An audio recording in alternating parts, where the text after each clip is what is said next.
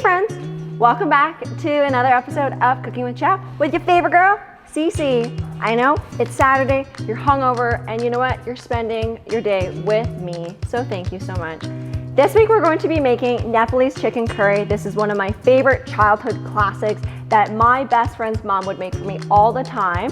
And honestly, it is quick and easy, ready in 30 minutes, and I'm going to show you guys how to do all of that today.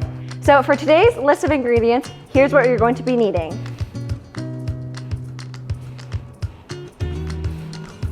Let's start off with the rice. What we're going to be using today is 2 cups of freshly washed, at least 3 times. Please don't be disgusting and please wash your rice. Jasmine rice. You can also use basmati as well. I like to add a cinnamon stick, as well as cranberries for added touch of sweetness, and then equal parts water. You can either use a rice cooker or, you know, like me, unlike Ivan, I will survive in the woods, so I will be cooking my rice on the stovetop. We'll see this guy in a little bit. Did you get my joke about Ivan? To start off, what we're going to want to do is dry roast all of our herbs and spices that we're going to be using today to really help bring out the flavors of them. Carefully add in all of these ingredients into one of your pans. Fennel seed, cumin, coriander seeds, Sichuan peppercorn, and fenugreek. We just want to dry roast it for about 1 to 2 minutes to bring out all of the flavors of it. Thank me later because your house is about to smell bomb.com. Careful, you don't want to let it burn, so cook it on low heat. Okay, once it starts to smell fragrant, remove it off the heat. Next, we're gonna add it into our blender bowl. Ooh, it smells so good in here. And we're gonna blitz this baby for probably 30 seconds. How's that? Is it all blended up? Ooh, smells hella good. Yeah. If you guys are super lazy though, I'm gonna share with you guys a secret trick. I hope that you guys don't use this and you use the recipe instead. If you guys are in a pinch, you can also buy curry masala for chicken. This has pretty much all of the ingredients that are inside here and everything else that we're using today, but this is a cheat way. So don't be lazy and do this instead. Okay.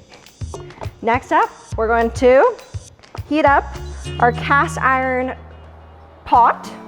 Now that our pan's heating up, add in 2 tablespoons of some avocado oil. Let that sucker heat up a little bit. And what we're going to do is we're going to toast our aromatics that we're going to be using today. Cinnamon stick, 2 bay leaves, a cardamom pod, 5 cloves. Add in our chicken. So what I've done is I've taken about 10 drumsticks. You can either use chicken thigh or breast or drumstick. And I've just seasoned it overnight with a little bit of salt and a little bit of some turmeric seasoning. And I'm going to carefully lay these in. Sizzle, sizzle. Smells so good. What we're going to do is let the chicken sear on each side for about 2 to 3 minutes to have that nice, beautiful char. Let's move on to aromatics. So what we're going to be using today is an onion. 1 onion, you're going to chop it into nice slices and chop it in half. Next up, you're going to be using 3 cloves of garlic, minced. And last but not least, the trifecta, ginger. 1 inch of ginger, finely minced as well.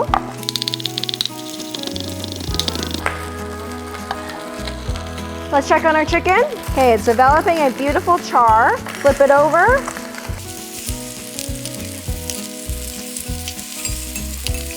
We're gonna do another 2 to 3 minutes sear on this side. Hello to you too. Oh no. Oh no, I think I burned my rice. Oh no. Maybe Ivan's way was right. It's just a little bit toasty, you know. Ain't nothing wrong with that. Okay, this is smelling good. So what we're gonna do now is add in our onion. Make a little bit of room for the onion so that it can sear nicely on the bottom. Put that in.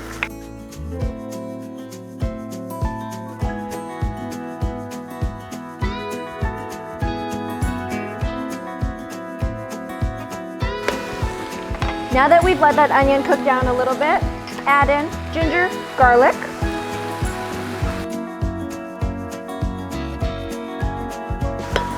Next, we're gonna add in those blended spices from earlier. You thought your house was smelling good? It's about to smell even better. And chili powder. Mix that up. Let's add in 1.5 teaspoons of some turmeric to add a little bit of color to it.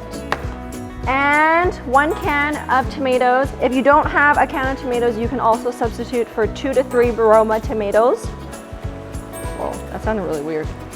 So we're just going to carefully add that in. This is what creates our gravy or the sauce. So the difference between Nepalese curry versus Indian curry is that Indian curry typically uses more cream and milk bases in there, but Nepalese, because it's, you know, the border between China and India, no, India and China, if you put them out this way,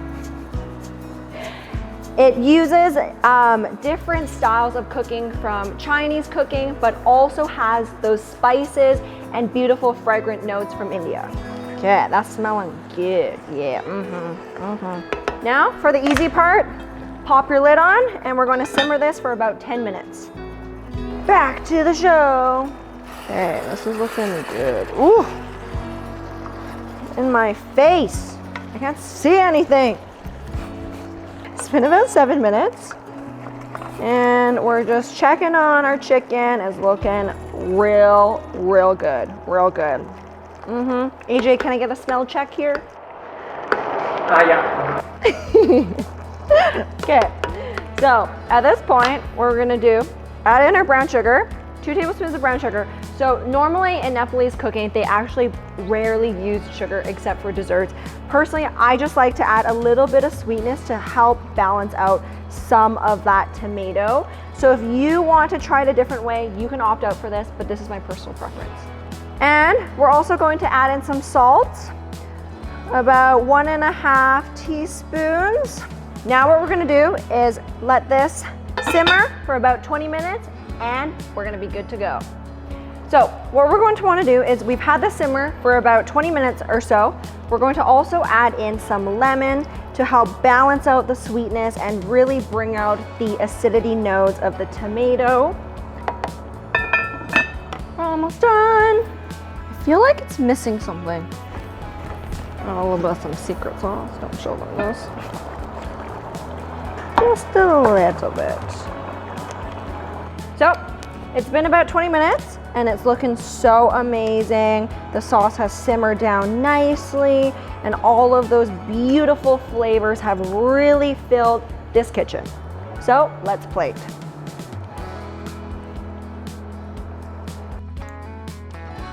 Drizzle that gravy over top of it. Goop all of that goodness over there.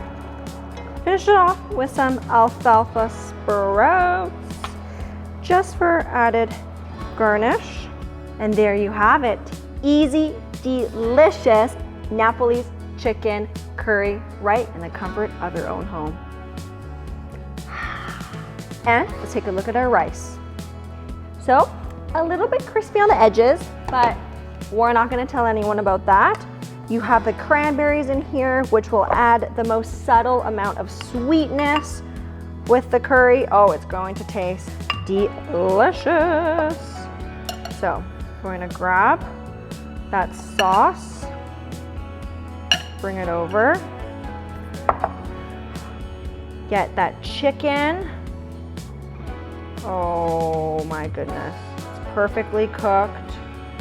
Look at how delicious that looks. It's juicy. Dip that chicken in that sauce.